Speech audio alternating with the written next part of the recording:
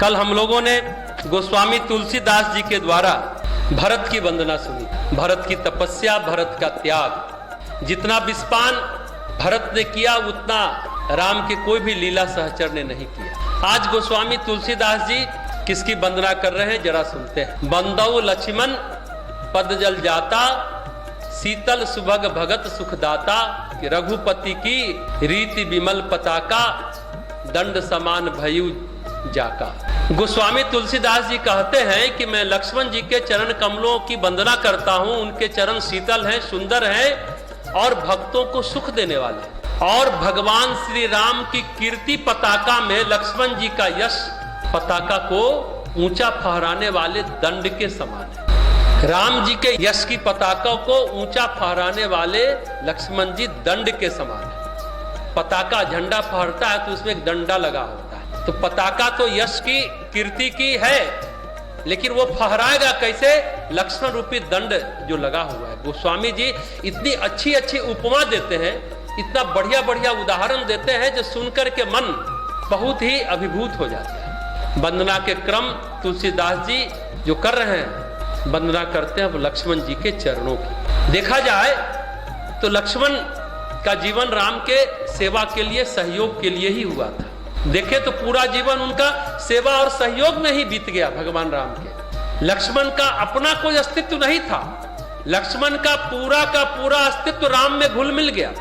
भगवान के अनन्य भक्त, अनन्य सेवक। लक्ष्मण कौन है? शेषनाग के अवतार है, सभी जानते हैं। शेषनाग कौन है? 11 जो रुद्र है, एकादश रुद्र, उनमें शेषनाग एक है। लक्ष्मण को शेषनाग का अवतार कहा जाता है। देखिए, सर्प और नाग अलग अलग प्रजाति है, ध्यान रखिएगा। लक्ष्मण को शेषनाग कहा गया। सर्प और नाग, वासुकी सर्प है और शेष जो है वो नाग है। ये दो ऊर्जा के स्रोत हैं। सर्प को ऊर्जा का स्रोत माना जाता है। एनर्जी भरी होती है सर्पों में, नागों में।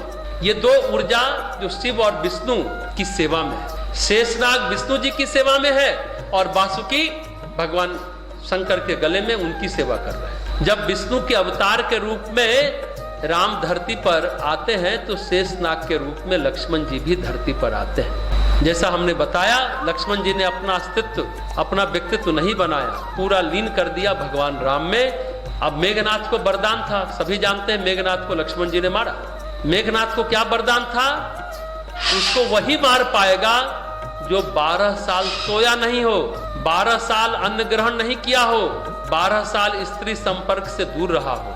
ऐसी योग्यता तो बिरले ही है, असंभव है, किसी को नहीं है। लेकिन ऐसी योग्यता लक्ष्मण में। आज भी कामदगिरी में लक्ष्मण टेकरी है। भगवान श्री राम जब कामदगिरी में विश्राम करते थे, लक्ष्मण जी दूर खड़े होकर पहरा देते थे, रक्षा करते। आश्चर्य की बात है, जो लक्ष्मण 12 साल अपने भाई की अहरनिश सेवा करते रहे, एक क्षण भी निद्रा देवी के गोद में नहीं गए। अंत में आश्चर्य की बात है, उसी लक्ष्मण का त्याग कर दिया भगवान राम ने। काल को ऐसा करना पड़ा। सब जानते हैं, काल ऋषि बनकर अयोध्या आया, भगवान राम से कहा एक निवेदन है, मैं आपके साथ एकांत में बात करना चाहता हूं और एकांत में कोई बाधा न बने, एकांत कक्ष में बात करने चले, लेकिन एक शर्त है कि उस बीच में जो आएगा मैं उसको मृत्यु दंड दूंगा। भगवान राम ने कहा अच्छी बात। अब जब राम ने कहा कि ठीक है, तो काल हंसा।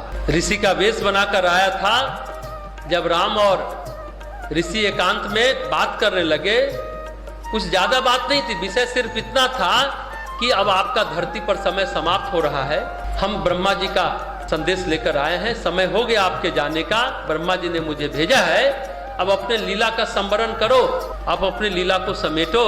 काल बस इतना ही कहने भगवान राम को आया है, अब आपके अपने साकेत धाम पधारने का समय हो गया है। बात बस इतनी ही थी इतने में द्वार पर दुर्वासा मुनि का आगमन हो गया। लक्ष्मण ने रोका।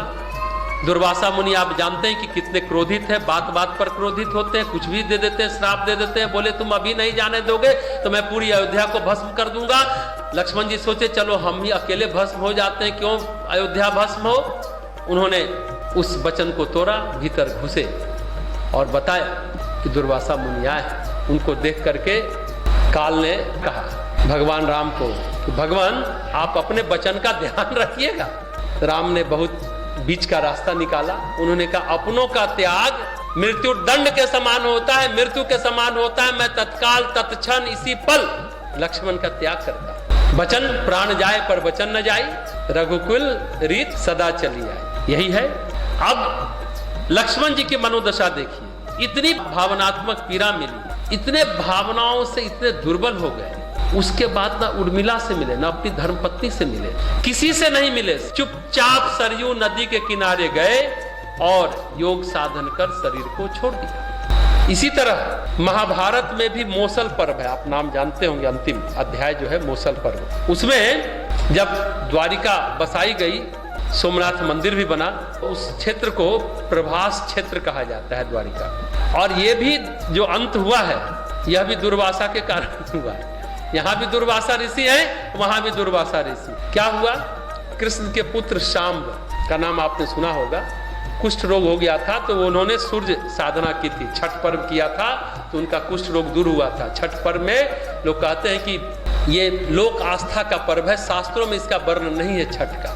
छठ क्या है, सूर्य उपासना का पर्व है। छठी मैया मातृ रूप में पूजा करते हैं भगवान सूर्य की। डूबते हुए सूर्य की पूजा अपने उत्तर भारत में ही होता है। ऐसा नहीं कि जो सफल है व्यक्ति उसी को पूजते हैं। किसी कारण बस व्यक्ति का जीवन स्थिर हो गया, शांत हो रहा है, तो उसको भी उतना ही श्रद्धा सम्मान और प्रणाम करते हैं। तो सूर्य आराधना करके कुष्ठ रोग भी दूर होता है, छठ पर्व मनाने से कुष्ठ रोग भी दूर होता है। तो कृष्ण के पुत्र शाम ने क्या किया, दुर्वासा मुनि के सामने एक पेट में कपड़ा लपेट करके पेट को ऊंचा उठा दिया और बोला कि बताइए ऋषिवर, आप तो बड़े ज्ञानी हैं, भीतर बाहर सब जान जाते हैं, बताइए इसके पेट में क्या है। मजाक किया, इसके पेट से क्या पैदा होगा। दुर्वासा ने देखा कि ये मुझसे मजाक कर रहा है, इतना नाराज हुए।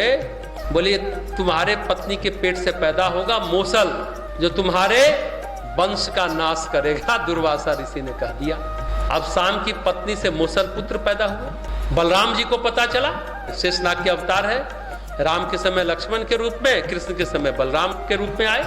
मौसल को उन्होंने इतना कूट पीट दिया, इतना चूड़ा करवाया और उसको पूरी तरह पीस करके समुद्र में फिकवा दिया। अब समुद्र में तो लहरें आती हैं, अरे फेंकना था तो कहीं कुएं में डालते। बलराम जी इतने बुद्धिमान, बलशाली, इतने विनम्र आदमी, समुद्र में डाल दिया। अब समुद्र में तो लहरें आती हैं, वो फैला करके जमीन पर चली गई, वो चूर्ण को, भस्म को। अब द्वारकावासी उन्मत्त हो गए, पिकनिक मनाने समुद्र किनारे गए, खूब दारू पिया। अब जो कुश निकल गया था उसको उखाड़ उखाड़ के एक दूसरे को चिढ़ाने लगे, मारने लगे। पिकनिक मना रहे हैं कुछ भी उठा करके। एक एक पिकनिक उठाते थे तो मूसल हो जाता था, मतलब गदा बन जाता था। एक दूसरे को इतना चूड़े दारू पीने के बाद कि सब एक दूसरे को मार मुर के खत्म हो गए, यानी यदुवंश समाप्त हो। तो कहते हैं मूसल एक दूसरे को मारकर सिर फोड़ डाला, इस तरह से द्वारिका नष्ट हो गई। तो बलराम से कृष्ण ने कहा काल का अतिक्रमण संभव नहीं है बलराम, काल के परे आप नहीं जा सकते। अब चलो द्वारिका से चलने का समय आ गया है। इस प्रभास क्षेत्र को प्रणाम किया। बलराम ने भी योग साधना की और शरीर छोड़ दिया। तो राम और लक्ष्मण, कृष्ण और बलराम इस तरह से अलग हो गए, इस तरह से अलग हो गए। पूरे जीवन काल में लक्ष्मण ने रामचंद्र जी के साथ वनवास भोगा, राम जी की सेवा की, सीता जी की सेवा की। विश्वामित्र ले गए बचपन में तो दोनों साथ गए। जीवन काल जन्म से लेकर मृत्यु तक उन्होंने राम जी की सेवा में बिता दिया। इसलिए गोस्वामी जी कहते हैं कि मैं लक्ष्मण के श्री चरणों की वंदना करता हूं। लक्ष्मण जी की भक्ति में सेवा का मर्म समाया हुआ है। लक्ष्मण जी की चरणों की वंदना करता हूं जो शीतल है, सुंदर है और भक्तों को सुख देने वाला है। उनके चरण कमल जो अहर्निश भगवान राम की सेवा करते रहे, पूरा जीवन राम की भक्ति किस रूप में की? अगरबत्ती दिखा के नहीं की, फूल चढ़ा के नहीं की। भक्ति के कई प्रकार होते हैं। किस रूप में भक्ति की? सेवा के रूप में। लक्ष्मण जी ने राम के भक्ति सेवा के रूप में की। लक्ष्मण जी की भक्ति का यही मर्म है, सेवा।